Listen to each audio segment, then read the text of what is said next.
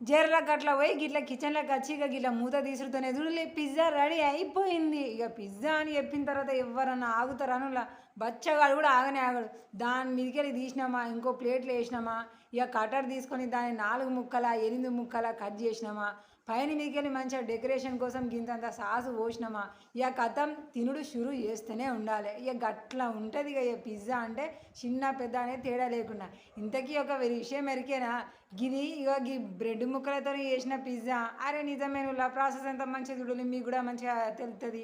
ఇక బ్రెడ్ ముక్కలు అయితే తీసుకొని మిక్సీలో పడేసిన, దాన్ని మంచిగా పొడి పొడిగా గిట్ల వేసుకున్నా. మిక్సీ కాబట్టి దబ్బునే అయిపోతుంది. ఇక గిట్ల అయిన తర్వాత ఒక్కొక్కటి ఏమేమి ఐటమ్ వేస్తున్నా అనేది మంచిగా చూడాలి. ఇక గింతంత ఉప్పు వేసుకొని కొన్ని నీళ్ళు పోసుకొని మంచిగా పిండి ముద్ద లెక్కనైతే కలుపుకున్నా. ఒకసారి అలా అడుగుతున్నా నీళ్ళు పోసినాం అనుకోండి జోరుకి అవుతుంది.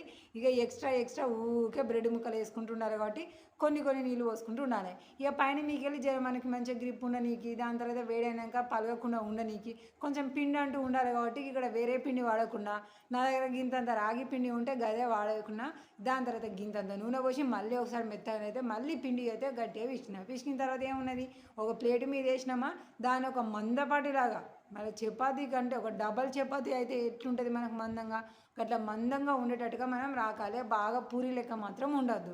ఇక ఇట్లా అయిన తర్వాత ఇక దీని మీకు గింతంతనైతే సాస్ వేసి ఇక మొత్తం అంతటికన్నా సరే. కానీ వీడియో చూసే వాళ్ళలో మీకు ఎంతమందికి పిజ్జా అంటే చాలా ఇష్టము, ఎంతమందికి ఇష్టం లేదు కామెంట్ చేయండి. నాకైతే ఇష్టం లేదైతే ఏం లేదు. ఫస్ట్ టేస్ట్ చూసితే కారం భయం పట్టుకునేది. ఇక అప్పటి నుంచి పిజ్జా అంటే జర భయమే, కానీ మా పిల్లలకు మా ఆయనకి ఇష్టం కాబట్టి అప్పుడప్పుడు రెడీ చేస్తూ ఉంటా. ఇక దీని మీద డెకరేషన్ కోసం అలాగే టేస్ట్ కోసం గింతంత మజురిలో చీజ్ అయితే మొత్తం దాని మీద రాసి, దాని తర్వాత ఉల్లిపాయలు, పచ్చిమిర్చి, ఇక ఇవేమో అంగురాలు, ఇక తెల్లవి కూడా కట్ చేసినా కానీ అవి జర పుల్లగా ఉంటాయి కదా అని నేనే లటుక్కున్న నోట్లు వేసుకున్నా. ఇక దాని తర్వాత క్యాప్సికమ్ ముక్కలు మంచిగా సన్నగా తురుముకున్నాయి. ఇక క్యాబేజీ ఇంట్లో లేకుండే ఉన్నవాడితో రెడీ చేసుకోవడమే కదా ఇంటి ఇల్లాలి బాధ్యత. అంతేగాని అయ్యా ఇది లేదు అది లేదు నువ్వు అది తీసుకొస్తానే వంట చేస్తా అన్నట్టు ఉండొద్దు కదా. అందుకనే దాన్ని తీసేసినాం. అందుకనే గ్రేప్స్ ఉన్నాయి కాబట్టి అవి యాడ్ చేసినాం. ఇక చూడాలి క్యారెట్ కూడా మన దగ్గర ఉంది, అందుకనే దాన్ని కూడా యాడ్ చేసినాం. ఒక పక్క ప్లేట్లో కనబడుతుంది కదా స్వీట్ కార్న్, అదేను కంకి గింజలు. ఆ కంకి గింజలు కూడా బాగా ముదిరినే కాదు లేత ఇక గింజలు అయితే మాత్రం చాలా వేసినాం మంచిగా ఏకదంలా ఉండేటట్టుగా. సరే కానీ మీరు ఫస్ట్ టైం తిన్నప్పుడు మీ ఫీలింగ్ ఏంటి చెప్పులి. నాకైతే మాత్రం కళ్ళెంబడి నీళ్ళు వచ్చి ఎట్లా తింటారా బాబు గంతగానం చూపిస్తారు టీవీలో, నాకైతే మస్తు భయమైంది. కాకపోతే నేను తినేది కొంచెం బాగా క్రిస్పీ ఉండేదంట. మా ఆయన నేను బాగా తింటా కావచ్చు అని ఆర్డర్ చేసింది, కానీ నేను తినేది కదే మొదటిసారి అయ్యేసరికి ఇక నాకు భయం పట్టుకునేది. ఇక పైన మీకు వెళ్ళి మళ్ళీ గింతంత స్పైసీ ఏం చేద్దాం ముల్లా, మరి తెలుగు మీడియం చదివితే గిట్టనే ఉంటుంది. బాగా కారం ఉండేసరికి భయం పట్టుకొని ఇదంటే కొంచెం భయం ఉంటుంది. ఇక పైన మీకెళ్ళి కూడా మంచిగా చీజ్ వేసుకోవాలి. సైడ్లకు బాగా రావద్దు, వచ్చిందనుకోండి అది అతుక్కపోతుంది, బాగా మాడిపోతుంది. నవ్వుకుంటున్నారా ఏంది? అయితే తెలుగు మీడియంలో తెలుగు మంచిగా వస్తాయి కానీ ఇంగ్లీష్ ఎందుకు వస్తుంది? తెలుగులో అయితే మాత్రం జబర్దస్త్గా వస్తుంది దానికంటే తోపుగా. తీసుకపోయినా మనం మినీ ఓవెన్లో రెడీ చేసినాం చూడాలి.